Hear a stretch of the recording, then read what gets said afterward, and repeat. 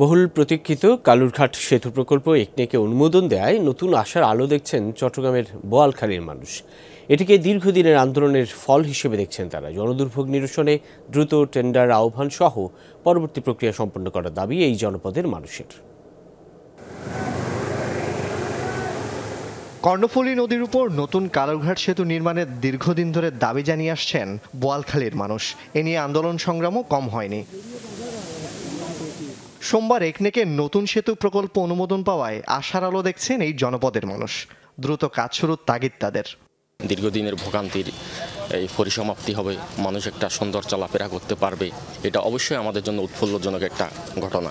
অনেক খুশি হব যেটা যদি ব্রিজটা বাস্তবায়নত সত্যিকারভাবে হয় আর কি। চলাচলের অনেক সুবিধা পাবো এবং কোনো লোকের অসুবিধা হবে না চলাফেরার, এবং আমাদের জানমাল রক্ষা হবে। বেশি কষ্ট পাচ্ছে মানুষ, বেশি কষ্ট হচ্ছে বোয়ালখালীর মানুষ, পটিয়ার মানুষ।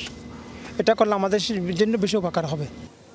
এর আগেও একাধিকবার সেতু নির্মাণের তোড়জোড় চললেও নানা কারণে তা বাস্তবায়ন হয়নি। তবে এবারও এর পুনরাবৃত্তি চান না ভুক্তভোগীরা। এই কষ্টটা আসলে আর সহ্য হচ্ছে না। কখন যে আমাদের এই কষ্টটা দূর হবে শুধু উপরওয়ালার কাছে প্রার্থনা করতেছি। আমাদের বোয়ালখালীবাসীর দুঃখের কোনো দুর্দশার সীমা নেই। যদি বীজটা হলে ধরুন আমাদের বোয়ালখালী দক্ষিণ চট্টগ্রামের জন্য বিশেষ উপকৃত হব। আমরা তো অনেকদিন ধরে পাবো বলতেছে, কিন্তু আদৌ কতটুকু কি সেটা উপরওয়ালা ভালো জানেন। পরবর্তী পদক্ষেপ হিসেবে কনসালটেন্ট নিয়োগ, ডিজাইন তৈরি, ভূমি অধিগ্রহণ এবং ঠিকাদার নিয়োগ প্রক্রিয়া দ্রুত সম্পন্ন করার আহ্বান স্থানীয়দের।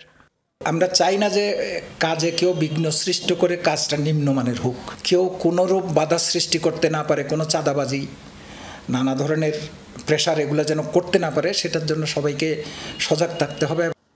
একনেকে প্রকল্পটির অনুমোদিত ব্যয় 11,560 কোটি 77 লাখ টাকা।